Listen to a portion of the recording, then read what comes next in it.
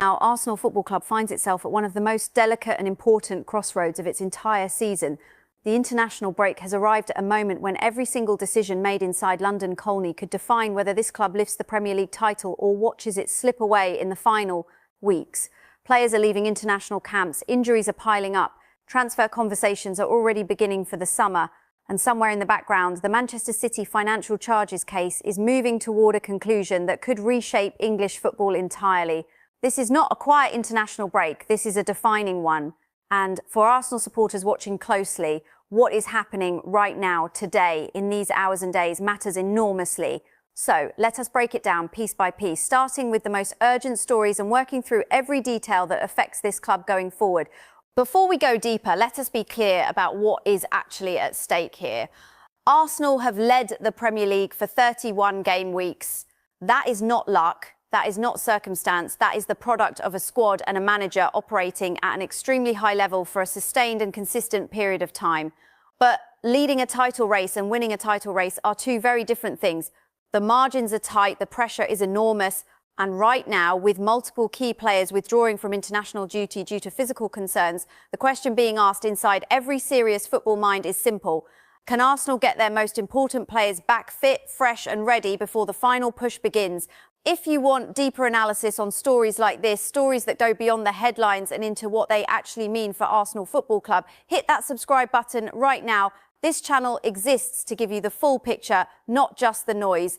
The Manchester City situation and what it means. Let us start here, because this story is the one that sits underneath every conversation about this Premier League season.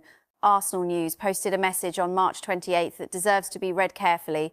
The message stated, and these are the words used, that rival fans have started complaining about boring titles and favours if Manchester City receive points deducted.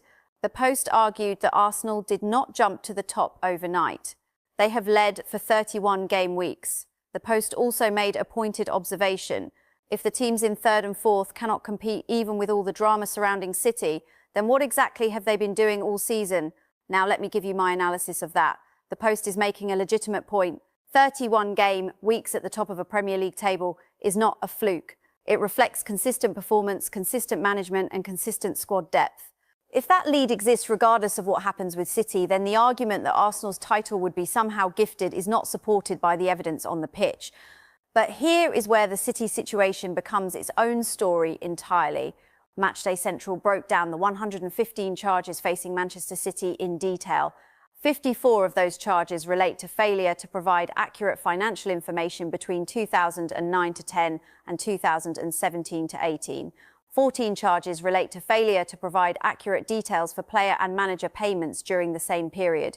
5 charges relate to failure to comply with UEFA regulations, including financial fair play between 2013 to 14 and 2017 to 18. 7 charges relate to breaches of Premier League profitability and sustainability rules between 2015 to 16 and 2017 to 18. And 35 charges relate to failure to cooperate with Premier League investigations between December 2018 and February 2023. That is 115 alleged breaches across a 9-year period. The scale of this case has no comparison in English football history. Now, a Colombian journalist and broadcaster named Cesar Augusto Lundo, who carries 1 million followers on the platform formerly known as Twitter, made a significant claim this week.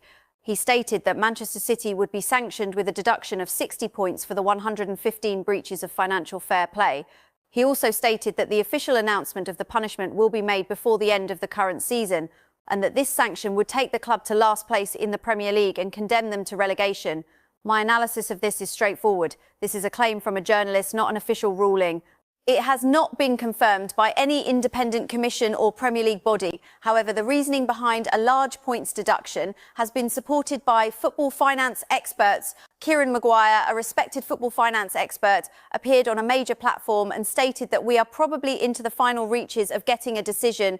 He estimated that somewhere between 40 and 60 points deducted would be consistent with precedent based on what Everton and Nottingham Forest received for smaller offences covering shorter periods. His logic was clear.